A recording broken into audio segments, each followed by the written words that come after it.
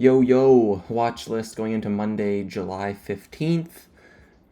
Thanks everybody for the birthday wishes that week, last week on Friday. I really appreciate it. A lot of you reached out. It was nice to see.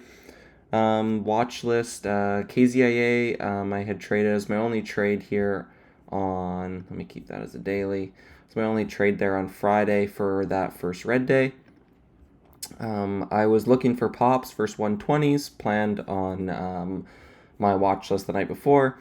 We got that in pre-market, and I had put some on here. I had a 117 average, and I was looking for pops after the open, and it just never came. It fizzled all the way off, so I didn't really get much size there, given holding from pre-market into the open. It didn't amount to much. The range wasn't really that big either, from 110 down to basically 90 cents. Only a 20-cent range on something like that. I would have expected quite a bit lower.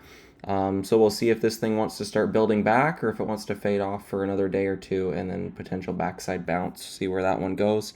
IVP, back on the same grind that it was on. You had this push, 1 day consolidation, then a 3rd day move. And then you get this big breakout, 1 day consolidation, 3rd day move. A 940s, that breakout level, consolidated nicely into close and squeezed everybody out. I didn't get involved in this one. It's a bit too extended for me at this point with the daily. I prefer a bit more structure than just 1 day. Usually that's just a bang type play. They don't usually keep going. So this is kind of unfamiliar territory for me. So I'm going to let this one keep going and see where it's at in a few days. KTRA, I'm going to start putting this one on more of a closer watch. It's holding up a lot better than I expected in like that should have died scenario, surfing the 20 EMA, and now it's starting to perk out of this sort of tightening range. If I zoom out way farther, this downtrend is starting to come into play, and 25 still building, so I might put a starter on versus 25s, and then look to scale into that one over the 30s. QLGN, another breakout trade, but no real history of this thing running, so I don't really know what to expect on something like this. This is all we got there. So you got that breakout there in the morning. It pushed right into prior resistance and then rebroke out, and so far fading after hours. So see if this thing wants to set up with a daily structure, but just keeping it on note because it is a big percent gainer.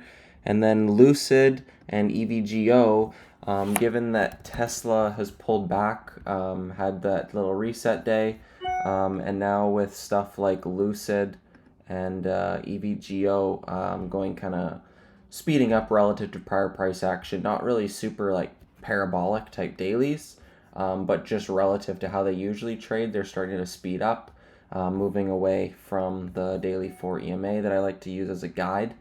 So I'll be looking for failed follow through, red moves, gap up parabolics, that kind of thing. The daily candles are getting bigger and the volume's getting bigger. So I'm thinking we get that pullback day similar to how Tesla did. Maybe people start seeing Tesla and then start moving out of these names. So yeah, see where these things are at pre-market and potential red day shorts on those. So yeah, Lucid, EVGO, and KZIA, probably main watches going into Monday. That's about it for this Sunday. I'm going to go spend some time with some family dinner, birthday type shenanigans. But yeah, I hope you guys had a great weekend, and I'll see you guys in the room.